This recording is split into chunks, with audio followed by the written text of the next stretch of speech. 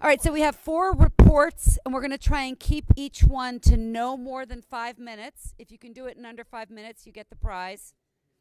It's kind of like horseshoes. Whoever gets closer to the lowest number. Let's start with group number 1, which is Indian Head, and the Indian Head leader Sheila. is Sheila. Okay, so we were talking about the naval base, and this is really going to be short because we had a lot of conversation.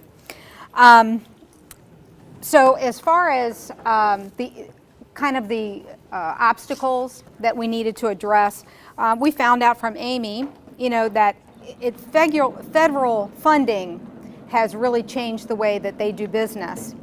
And so the same types of services that maybe traditional contractors may have been able to, get contracts through, they're just not as readily available anymore.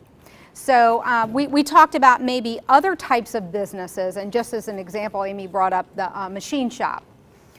So we need to maybe pursue other ideas of industry that we hadn't thought of before that we could bring to this side of the county to support the Navy.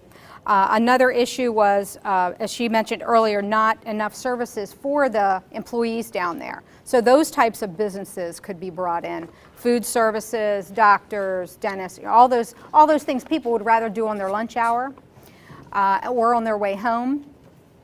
And those were really the top 2 issues that we saw. Some of the,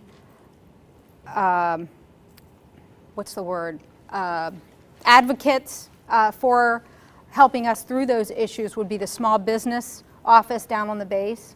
That would be the first place for a contractor to approach to find out what kind of services would be needed.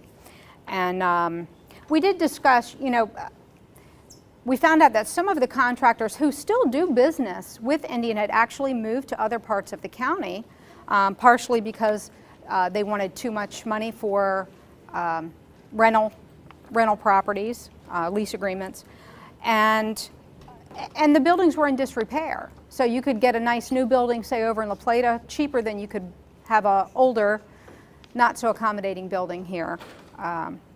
So that's kind of, I don't know who you'd have to go to the business owner, I guess, to discuss, do you really want to rent your buildings out, or do you want to still see them vacant?